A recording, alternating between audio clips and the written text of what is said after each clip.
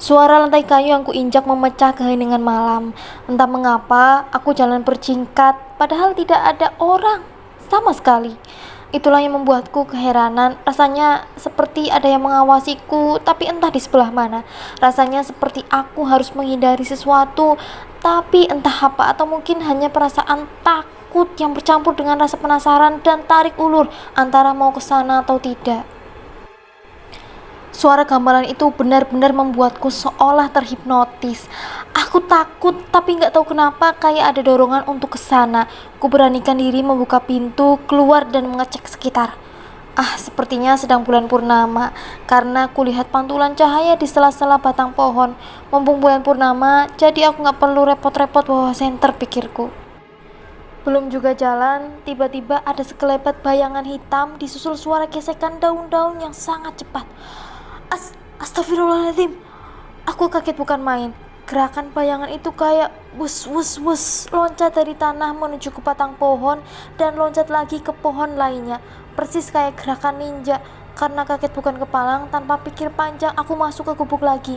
Ku tutup pintu, jendela dan mengambil pisau. Siapa tahu dia mengancam nyawaku. Dari sela-sela dinding kayu, aku mengintip. Ada gumpalan asap dari salah satu pohon. Ini beneran seperti di film-film ninja, tapi cuman asap aja, nggak ada apa-apa setelah itu. Dadaku kembali bergerumuh. Saat seperti itu, tiba-tiba perutku mulas luar biasa. Sial, kayak pengen buang poker.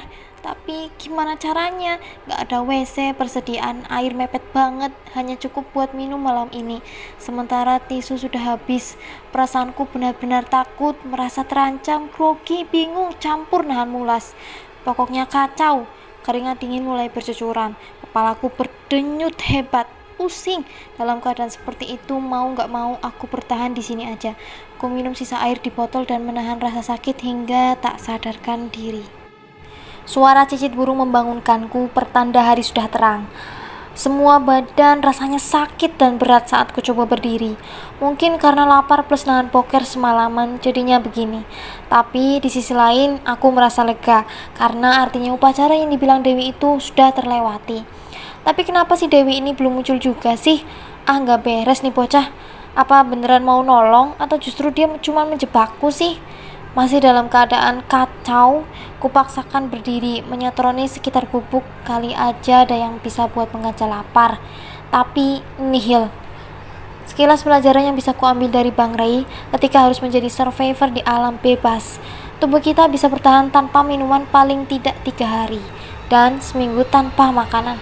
Lebih dari itu, nyawa bisa terancam. Tapi tak bisa menunggu 3 hari, tubuh ini sudah mulai lemas. Aku merasa tak kuat lagi. Jika semalam hujan, mungkin aku bisa menemukan sisa air hujan. Tapi tak ada apapun. Sambil nahan sakit dan lemas, aku terus berjalan. Anehnya, tak kutemukan jalan yang kemarin kulewati bersama Dewi. Perasaan kemarin ada jalan setapak, ada pasar juga, tapi ini gak ada. Aku berjalan serampangan. Setelah berjalan sekitar 200 meter, aku benar-benar tak kuat lagi dan ambruk. Gemericik air yang diperas dari kain terdengar seiring kesadaranku pulih. Betapa terkejutnya aku karena aku sedang terbaring di sebuah dipan kayu di sebuah rumah yang mirip dengan gubuk yang dari kemarin kutempati. Bedanya ada seorang kakek berusia sekitar 80-an berpakaian serba hitam dan seorang gadis yang tak jauh dari usiaku berpakaian kemben jarik. Kuangkat tubuhku, tapi si kakek buru-buru mencegahku. Kulihat sorot matanya sangat tajam menatapku. Tatapannya seperti mengintimidasi. Cara menatapku sangat membuat tak nyaman, semacam ada aura, kau tak bisa lari kemana-mana. Badanmu panas, Ger. Istirahat saja dulu, katanya sambil menyodorkan potongan bambu yang difungsikan sebagai gelas. Minum jamu ini dulu, biar badanmu membaik, sambungnya. Dengan rasa was-was, aku meminum jamu ini meski tak sampai habis. Siapa namamu, Ger? Vijay, kek, jawabku. Ia hanya mengangguk dan sedikit tersenyum.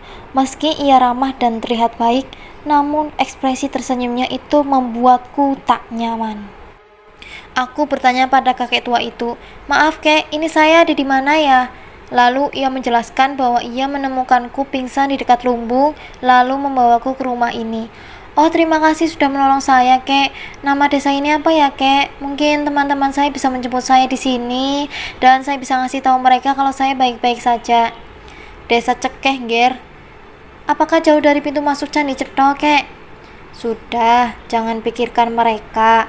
Sekarang beristirahatlah dulu agar kau cepat pulih. Masalahnya mungkin teman-teman saya mencari saya, Kek. Sudah, jalani yang harus dijalani dulu. Beristirahatlah agar kondisimu membaik. Lalu, ia menyuruh anak gadisnya mendekat sambil berkata, "Ini anak bungsu saya, namanya Chandra. Bulan ini ia genap 2 dasa." Disebut namanya, gadis itu tersenyum dan menundukkan kepala tanda penghormatan kepadaku. Kubalas dengan senyuman yang sama. Meskipun aku sedikit merasa tak nyaman, setidaknya aku bersyukur sebab bisa bertemu dengan warga. Aku yakin ini perkampungan warga. Meskipun tatapannya yang aneh, tak ada yang mencurigakan dari si kakek dan anaknya ini.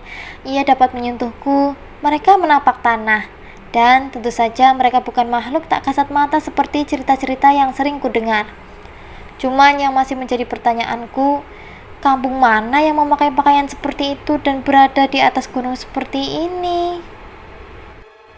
Setelah meminum jamu, aku tertidur lagi dan bangun ketika hari menjelang sore. Tubuhku sudah membaik dan aku berniat keluar melihat sekitar. Aku harus memastikan keberadaanku. Sebelumnya, aku memeriksa ponselku. Sekali lagi, kulihat hari dan jam yang sama seperti sebelumnya. Tapi kali ini baterainya tinggal 2 strip. Ku coba menghubungi Bang Ray, kali aja ada sinyal. Ku kirim lagi pesan singkat dan kutuliskan nama desa tempat aku berada di sini. Namun, lagi-lagi nihil. Akhirnya kuputuskan untuk keluar menyatroni tempat ini. Lagi-lagi aku harus terkejut, sebab rumah-rumah di sini tersusun rapi, seperti di perumahan tempat tinggalku. Bedanya, semua rumah di sini terbuat dari kayu dan berbentuk rumah panggung yang memanjang. Semua ruangannya gelap, tak ada anak kecil, tak ada orang beraktivitas sama sekali ketika aku berkeliling. Tak ada ternak kecuali ayam-ayam kecil, bahkan tidak ada induk ayamnya. Suasana begitu lengang, sunyi, sepi. Aduh, aku khawatir jangan-jangan ini suasana yang sama persis seperti yang kualami sebelum kehilangan teman-temanku. Tiba-tiba seseorang menarik tanganku dan memaksaku masuk ke salah satu rumah. Ternyata anak gadisnya si kakek. Lalu dia berkata, "Shh, sebentar lagi ada upacara," katanya sambil berbisik dengan salah satu tangannya membungkam mulutku. Kusingkirkan tangannya perlahan. "Upacara? Upacara apa? Hari apa ini?" "Ini malam Jumat Kliwon. Upacara." "Apakah upacara malam Jumat Kliwon Saloka Kaladasa?" Kupotong pembicaraannya. Tiba-tiba mata gadis itu terbelakang, kaget.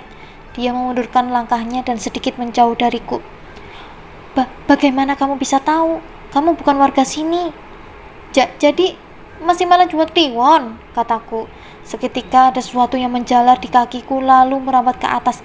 Ini pertama kalinya aku merasakan merinding yang teramat sangat karena mendengar penjelasan gadis itu. Artinya upacara yang dibilang Dewi itu belum terjadi. Bagaimana mungkin belum terjadi? Bukankah malam Jumat Kliwon sudah lewat? Tapi gadis ini bilang akan ada upacara lagi. Artinya ponselku nggak rusak. Hari ini memang masih hari Kamis. Untuk meyakinkan diri, ku tanya padanya sekali lagi, "Bukankah kemarin sudah ada upacara pakai gamelan itu?" Ia menggelengkan kepala, berlari menjauh, lalu menghilang entah kemana. Aku tak pernah menyangka bahwa ucapanku mengetahui istilah malam Jumat Kliwon Saloka Kaladasa itu ternyata menggiringku pada kengerian-kengerian dan petualangan penuh misteri di desa terkutuk ini. Langit berubah menjadi gelap. Aku mengejar gadis itu. Kutuju rumahnya. Tapi tak ada satupun warga yang terlihat. Rasanya seperti sedang berada di desa mati.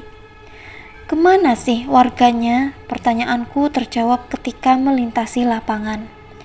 Di sana ada gamelan, sesajian yang terbuat dari janur dan bunga-bunga yang disusun melingkari gamelan itu. Sesajian itu berukuran cukup besar sehingga dapat terlihat dari tempatku berdiri. Di sela-sela sesajian itu nampak ayam-ayam berwarna hitam di atas meja yang diikat dan darahnya masih menetes-netes dari lehernya. Entah mengapa ukuran ayam di sini 2 kali lipat dari ayam yang pernah kulihat di pasar. Semua ayam itu berbulu hitam mengkilat dan berjengker hitam. Di beberapa tempat terlihat obor menyala-nyala sehingga menambah kesan magis area itu oleh sebab bayangan benda di sekitarnya tampak menari-nari. Banyak orang berkumpul di situ, mungkin jumlahnya 50-an orang. Semua orang duduk melingkar dengan posisi bersila. Semua lelaki memakai pakaian serba hitam dengan udeng di kepalanya. Semua wanitanya memakai kemben. Anehnya, tak ada satupun anak kecil di sana. Lebih aneh lagi, orang sebanyak itu tak ada satupun yang bersuara. Jadi suasananya kurasakan saat ini adalah kesunyian yang teramat sangat. Rasanya asing, seperti di sebuah ruangan yang hanya berisi hembusan angin di telinga.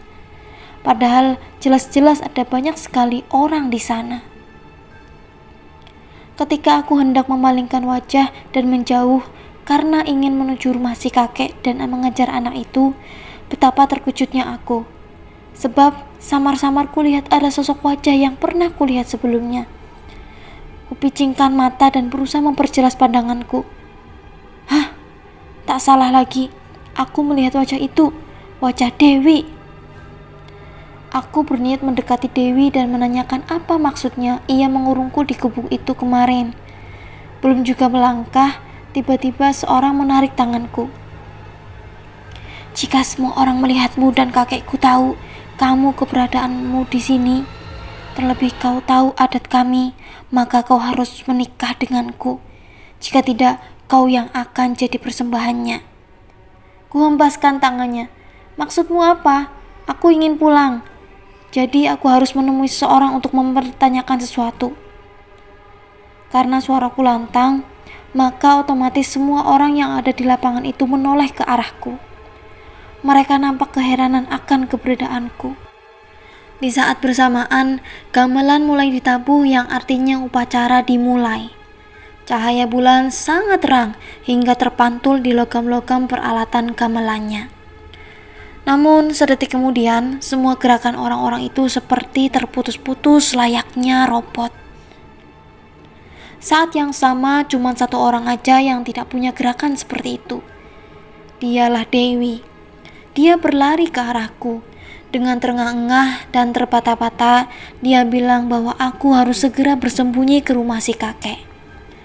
Katanya aku harus bersabar sedikit lagi dan harus melewati upacara ini. Aku harus menunggu upacara ini selesai jika ingin selamat. Kata Dewi, percaya padaku. Aku hanya ingin menolongmu, tempatmu bukan di sini. Kamu hanya lewat aja, jangan percaya pada siapapun di sini kecuali aku. Hanya aku yang bisa menolongmu kembali. Tapi jika salah langkah, taruhannya nyawa, cepat lari. Dia memegang tanganku, tampak tangannya bergetar. Entah karena takut, entah grogi, atau apa, aku tak mampu menebaknya.